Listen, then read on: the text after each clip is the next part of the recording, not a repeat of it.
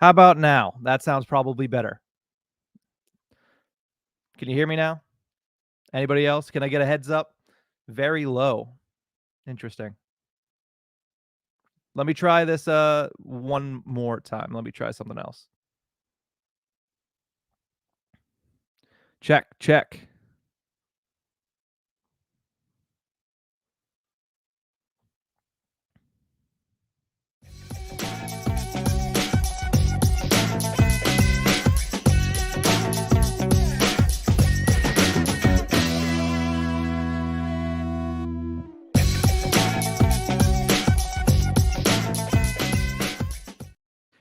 Round two, here we go. Hello, everybody, and welcome to the Ice-Burgh recap. Shout out to everybody in the comments for getting me right there.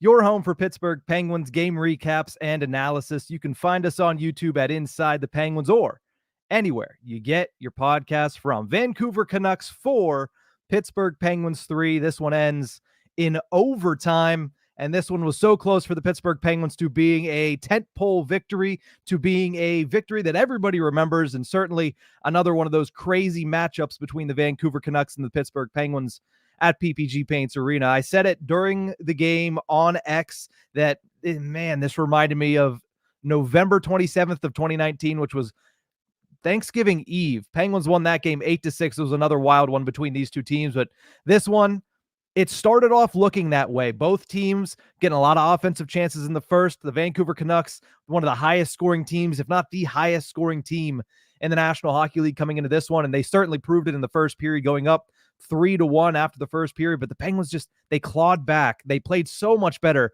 in the second and third periods, and then a bad break, a bad bounce in overtime, as it's liable to happen in 3v3, and Elias Pettersson just does not make a mistake when he goes in on that opportunity.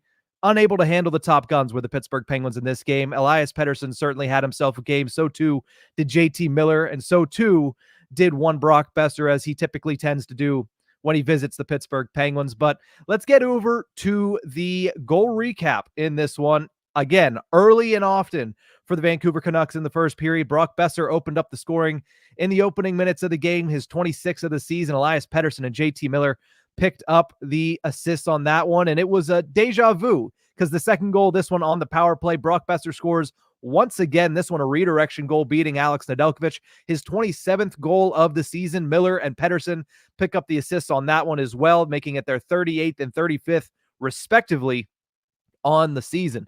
Marcus Pettersson, the other Pettersson in this game, got on the scoreboard for the first time this season. He scores his first goal of the year with a shot from the point. Jansen Harkins picks up the lone assist, and if you could give 2 assists to a singular human being, that was what Jansen Harkins deserved on that one, being an absolute pest, making Quinn Hughes' life an absolute hell for the majority of this game, and he certainly earned that assist on that one, his 4th apple of the season, making it 2-1. But shortly after that one, Elias Pettersson strikes again. He was just a thorn in the Penguin side all night long. His 21st goal of the season. Filip Hronek scores his 32nd assist on that one. JT Miller picked up his 3rd assist of the opening frame there. Penguins, they were on their back foot, but they had a little bit to show for it at the end of the first period. They had that goal from Marcus Pettersson, and as Bob Grove tweeted out in that first intermission, the last 4 times the Penguins trailed by 2 goals coming into this game against the Vancouver Canucks at home. I know a lot of qualifiers there.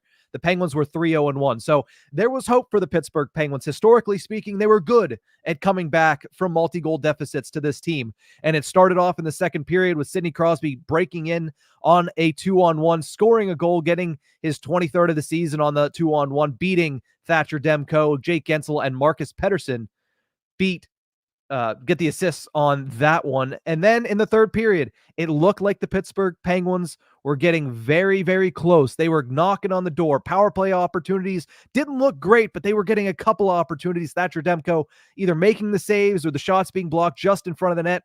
And finally, the Pittsburgh Penguins break through with 28 seconds left on the game clock. Sidney Crosby gets his 24th goal of the season. Erik Karlsson and Chris Letang, both out there on the ice together, pick up the assist. That's Karlsson's 21st extending his point streak to 5 games now. And Chris Letang picks up his 24th assist of the season. Head into overtime.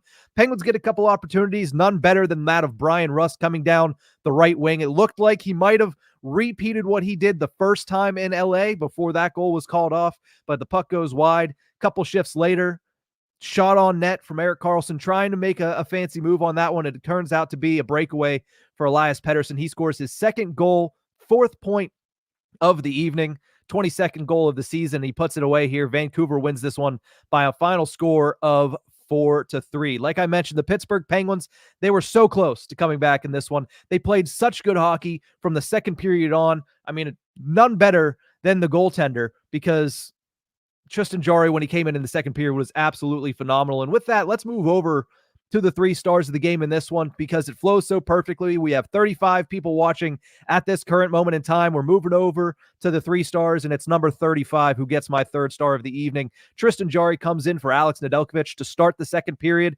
A handful of massive saves directly in the first couple of minutes. 3 minutes in, there was about 4 or 5 10-bell saves that Tristan Jarry made. He hadn't played a lot of hockey as of late because Nedeljkovic started this game. It was his 8th start in the Penguins' last 11 games, and even in those games, Tristan Jarry was benched in one of them after the first period. So a lot of hockey for Alex Nedeljkovic as of late. Tristan Jarry, not a lot of action. He gets it in this one, and he goes up against the second-best team in the National Hockey League, and he certainly stood up to the challenge in this one. Like I mentioned, a handful of massive saves right away. He made a handful of massive saves as the game went on, and at the end of the day, he finished with 19 saves on 20 shots. So close to getting that last one. So close to getting the last goal, but it just slips right through. Elias Pettersson with a nice move opens up the 5-hole of Tristan Jarry, and it squeaks through for the eventual game winner. Not the eventual game winner, it was sudden death. It was the game winner, but nonetheless, certainly good signs from Tristan Jarry. He had a solid performance over the weekend against the Buffalo Sabres. The Penguins lost that one 3-1.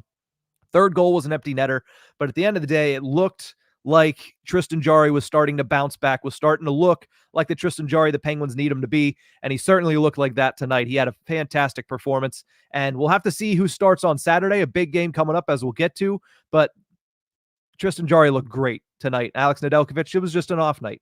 2nd star of the game, I was going to give him the 1st star regardless, but they didn't win the game. He was on the ice for the game-winning goal on the other side, but we all know Sidney Crosby is the only reason the Pittsburgh Penguins picked up a point in the standings. He is the 2nd star in this one. 2 goals to bring the Penguins back from down 3-1 in this game.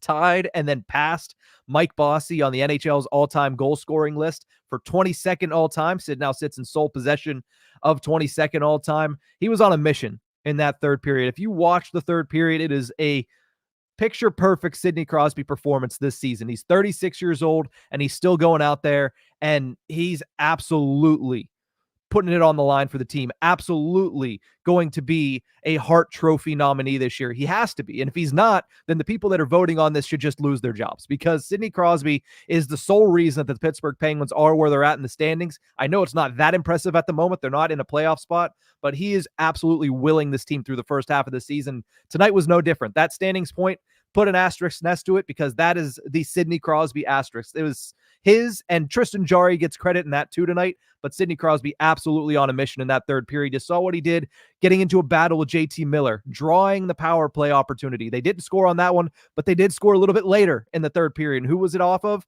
Sidney Crosby doing anything he can. He was at the front of the net on that one. He scored a goal on a 2-on-1 where he just blew the puck past Thatcher Demko, scoring in so many ways this season, and he brings the Pittsburgh Penguins back within even in this game and gets them the pity point in this one. Huge point for the Pittsburgh Penguins, huge for their confidence to be able to tie that game, get the bonus point against a team that, as we mentioned on Tip of the Iceberg earlier today, came into this game coming off of back-to-back wins against the New York Rangers and the New York Islanders, in which they absolutely toasted both of them. 6-3 win at MSG on Monday night, 5-3 win on Tuesday night against the New York Islanders. They had scored 17 goals in their last 3 games coming into tonight. They're a team that scores all the time, and you saw that in the first period, but what you saw in the second and third, shout out to Tristan Jarry, shout out to Sidney Crosby to be able to finish things off and get the Pittsburgh Penguins back within the game. But at the end of the day, they didn't win the game. It's unfortunate. Elias Pettersson is the one that ends it, and he is the one that ends my 3 stars segment here. He is the number 1 star of the game. So smooth with the puck on his stick. If you haven't watched a lot of Elias Pettersson, that is him to a T. He was absolutely phenomenal from start to finish in this one. Factors in on all 4 goals for the Vancouver Canucks, including the game winner. Scored 3 points in the opening period, 1 goal, 2 assists, and then when he gets the opportunity late, Sidney Crosby was all over him. Seemed like Tristan Jarry had him tracked, but he still finds a way to put the puck in the back of the net and get Rick Tocchet's team the secondary point. That Vancouver team is impressive. Even when they weren't scoring in the second and third period, when they were struggling, they made a lot of plays that were very, very, very impressive. And, it's a team that is a measuring stick for the Pittsburgh Penguins. And as they've shown this season, the Pittsburgh Penguins, they can play with the best teams in the NHL. Sometimes they'll throw a dud out there against teams that they shouldn't throw a dud out there against. Ottawa Senators on Festivus. Even you can say the Buffalo Sabres on Saturday. But when they have matchups against some of the better teams in the NHL, look at last Thursday, look at this Thursday, look at Monday against the Philadelphia Flyers, a team that have shocked everybody and are in the top 3 in the Metropolitan Division, or at least were in the top 3 when the Penguins faced off against them. They wiped the floor with the Flyers. They beat the Boston Bruins in a big game on the road, and they took the Vancouver Canucks to task tonight. Down a forward as well, Riley Smith. That's a big story in this game. We should, I guess, talk about it right now. Riley Smith goes down after the first period. He left the ice, came back, tried to play. It looks like it's an upper body injury. It looks like it might be a wrist injury or an elbow. He went into the boards awkwardly after a hit with Nikita Zadorov. Didn't come back into the game after the second period. We're obviously going to have to await testing results and await evaluation and await updates from Mike Sullivan. But if Riley Smith goes down, that is not a good thing for the Pittsburgh Penguins. I understand he's been struggling, 2 goals in his last 30 games now. But at the same time, if he goes out, who are you inviting back into the lineup? Radim Zohorna is probably the first name on that list. At least he's the only forward currently with the Pittsburgh Penguins at the National Hockey League level that is not in the lineup right now. So do you get Radim Zohorna back? Do they go down and pluck somebody else from Wilkes-Barre? Do you see Vinny Hinostroza come back up? Maybe. I think that's a better option right now than Radim Zohorna. Do you go down and get somebody else that hasn't had NHL time this year? Maybe a Colin White? It's interesting. And, I had the same exact thought that somebody in our comments, Sword287, had. Maybe he'll get the same Raquel effect with Smith. You can hope so, right? I mean, Rickard Raquel coming back from injury. He didn't score tonight, but 10 points in his first 11 games since coming back from injury. He's been extremely good. So maybe you get that with Riley Smith. But either way, in the meantime, it's a big loss to lose Riley Smith. Before we look ahead at what's next, as you can see on the rundown here, it's the Carolina Hurricanes. We'll talk about that just a little bit. Let me head into the comment section here. Had a couple stars from earlier. Malkin's Milkshake was in here from the very beginning, making sure that I had my microphone on the correct settings and on, and so everybody could hear me. So I appreciate that. Malkin's Milkshake said at times both teams looked like they stayed up till 3 a.m. last night. Sid and Harkins were the only ones who went to bed early. Got to shout out Jansen Harkins. That's why I loved this comment here. Harkins had one of his better games since being a member of the Pittsburgh Penguins. He was all over the ice on the forecheck. He was creating havoc. He was creating opportunities. He set up the Marcus Pettersson goal which, of course, without it, the Pittsburgh Penguins wouldn't have got the pity point. I thought he looked really good, especially whenever you notice him getting more and more ice time because Riley Smith went down. He stepped up to the plate. He was very good tonight for the Pittsburgh Penguins in the role that he has been tasked with. He's never going to score a bunch of goals, but picking up the assist, creating havoc on the forecheck, Jansen Harkins did his job to a T. Malkin's Milkshake also said Sid was unreal. I think that is the easiest way to put it, but also it doesn't feel like it's doing him justice. And I know you weren't trying to do him justice. That's just the way it was. It's the easiest way to explain it. He was just unrealistically good at the sport of hockey tonight. That's all it was. NES Addict says, yep, Sid was amazing. What a season at the age of 36. I think it's a Hart Trophy season. I think it is a season that, yes, he was already a bona fide first ballot Hall of Famer. This is a season that's really going to add to that resume and really going to show a lot of people why he's one of the top 4 players in the history of the National Hockey League. A lot of people are starting to echo that sentiment with how amazing he has been over this season, over last season, what he's been able to do later on in his career. This season's a huge reason as to why his legacy is going to go down as one of the greatest of all time. Christopher says, Ned should just be in net for bad teams. Jarry does well against the top teams. Seems like it. Seems like Tristan Jarry thrives on taking on some of the best offensive teams in the National Hockey League, but he was certainly that tonight. I mean, he was great tonight. Alex Nedeljkovic, an off night. Maybe he just shouldn't play on Thursdays because he had an off night last Thursday night. against the Boston Sabres. Jesus, Boston Bruins. I should slow down a little bit here. But Alex Nedeljkovic, rough night for him. Tristan Jarry, you love to see him be able to come out, step in the way that he was able to, and really give the Pittsburgh Penguins an opportunity to come back in this one. Lubu82 says, Canucks remain undefeated when leading after 2 periods. Great comeback by the Pens. That was close. GG from a Nucks fan. Love having some Vancouver Canucks fans join us here in the chat. Didn't know they were undefeated when leading after 2 periods. Makes it even that more impressive that the Penguins were able to extend it into overtime. Yes, you'd like the victory, especially when you're in a dogfight for playoff positioning as the Pittsburgh Penguins are. It's January, but every single game counts. And we know that this one would have been a great one to add to the resume. The Penguins have a handful of very impressive victories over top teams this season. This would have been a nice notch in the belt, a nice infinity stone to add to the gauntlet for the Pittsburgh Penguins. Let me search through a couple more here. Jessica Lynn says, no shame in that loss. Absolutely beautifully played game. You take out the first period, which I will say this. I've seen a lot of people on X and otherwise say the Pittsburgh Penguins just weren't ready to play in the first period. I don't know if that's necessarily the case. Let's not forget the Vancouver Canucks. That is their game to a T. They played the beautiful game from puck drop to the end of the first period, played it well. That's why they were up 3-1. I don't know how much of that was the Penguins not being ready. Yes, there were some sloppy plays. Yes, there were some puck mistakes. Yes, there were some turnovers from the Pittsburgh Penguins. But overall, I put that first period more on the talent of the Vancouver Canucks than I do the struggles of the Pittsburgh Penguins. I thought the Penguins responded very well, made adjustments to shut down and slow down the Vancouver Canucks offense, which was flying in the first period. But at the end of the day, the first period, I thought the Canucks were playing to their game. Second and third, the Pittsburgh Penguins got to their game, and you showed that you can perform with one of the best teams in the NHL. Xavier Ardner says they play to the level of their competition. Could not agree more. Let's run down through this a little bit more. Upper R says, watching Crosby play makes me so happy. It should. It is something that we're not going to get to see for that much longer. Who knows how long he's going to play? He has 1 more year left on his contract currently. What happens after that?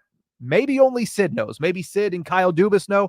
Maybe Evgeny Malkin knows. But at the end of the day, a very finite amount of people know Sidney Crosby's plans, if he even has them. He might just be focusing on this season, knowing him. But it was a very, very good game for Sidney Crosby. It's been a great season for Crosby, and you should cherish every moment you get to watch this guy play hockey because he's absolutely phenomenal.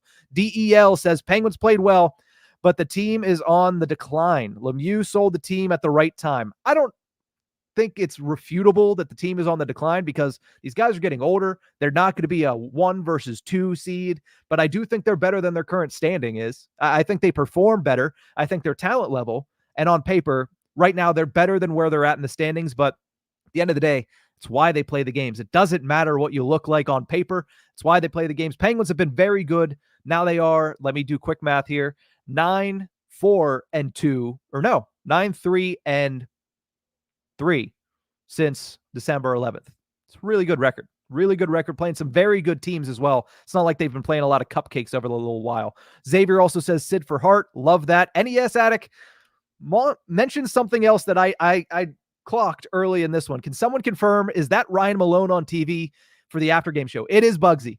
That is Bugsy Malone. This is the first time I've seen him on TV. I think this is his TV debut, at least for Sportsnet Pittsburgh this season. He was on pregame. He was on intermissions. He was on postgame.